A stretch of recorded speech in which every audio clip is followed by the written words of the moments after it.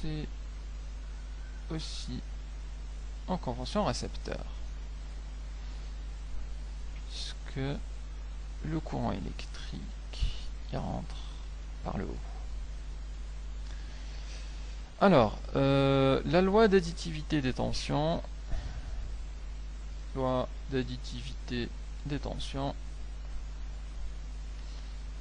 pareil ici, va nous donner, donc on n'a pas de E, ça va nous donner simplement UR plus UC égale à 0. On remplace le UR, donc c'est du R fois I plus UC égale 0. On remplace le I, pareil, comme on a fait ici, donc le dQ sur dt plus UC égale 0. Ensuite, on remplace le Q par C fois UC, et ça nous donne R fois la dérivée de C UC plus UC égale 0. Et donc, en faisant ressortir la constante,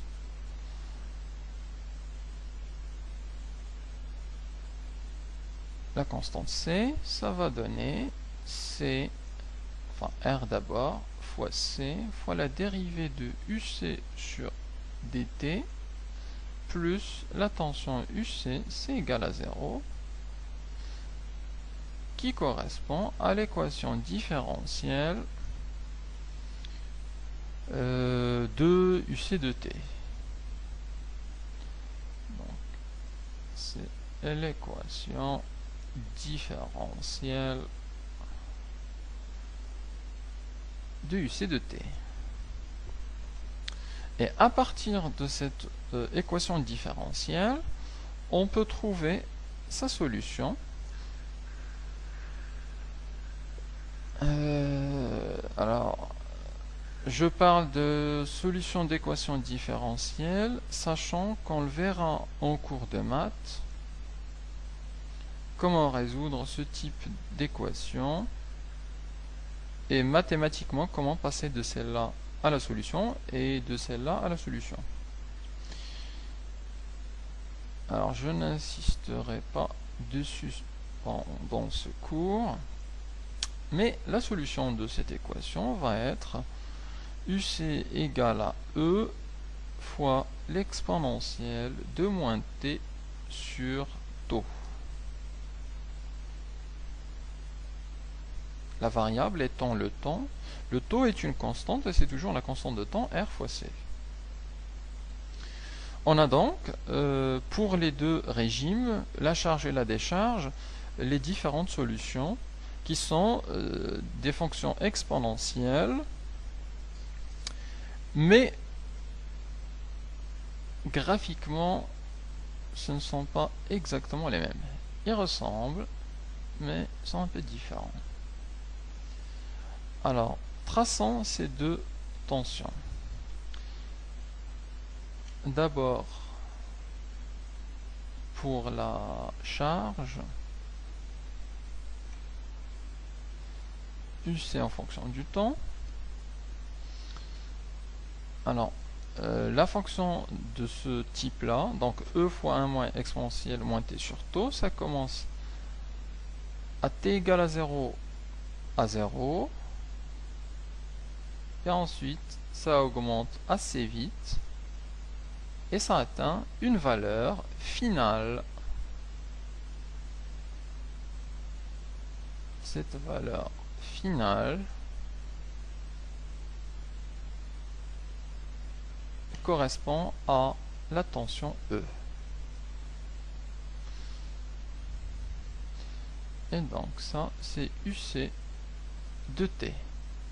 Donc égal à E fois 1 moins exponentielle moins t sur taux.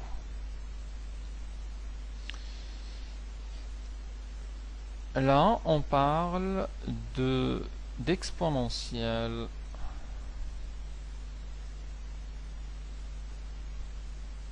montante ou d'exponentielle croissante.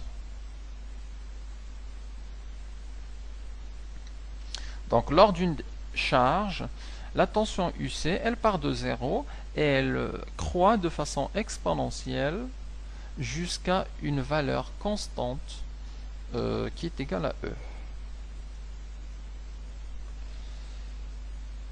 De même, si on raisonne sur la décharge maintenant d'un condensateur,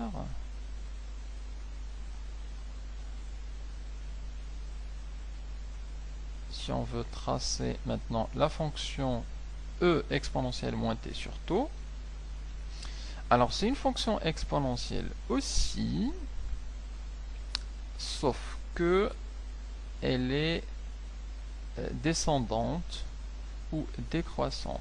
Elle commence par E et elle décroît d'abord très vite, ensuite tout doucement jusqu'à atteindre le 0.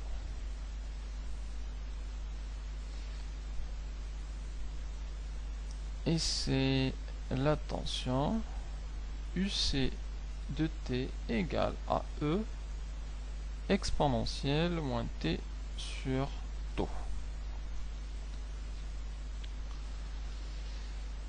On parle aussi d'exponentielle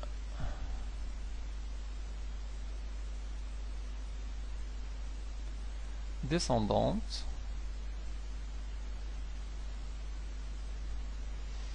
ou alors décroissante. Alors là, je n'aime pas trop comment c'est fait. Alors on va faire une belle exponentielle décroissante.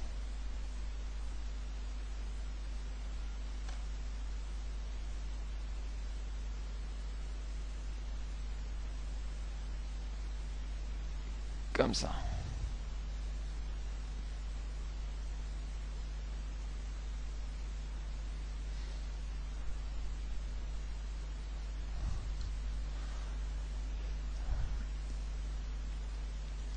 Alors, une chose qu'on peut déduire de ce graphique, c'est la constante de temps. Alors, comment déduire la constante de temps de façon graphique? Alors, comment déduire la constante de temps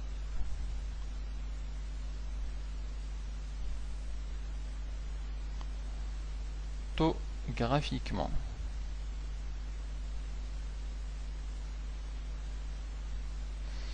Eh bien, il y a deux méthodes. Une méthode pour donner un ordre de grandeur et une méthode plus précise. Alors, pour donner un ordre de grandeur, on peut utiliser la tangente, la méthode dite de la tangente à l'origine. On va l'expliquer. Et si on veut plus de précision, donc ça c'est pour un ordre de grandeur, et nous donne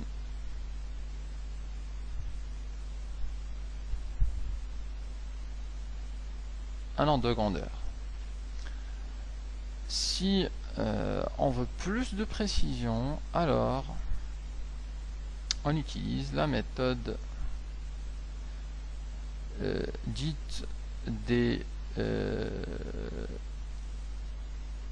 alors au choix 63% ou 37% selon la courbe.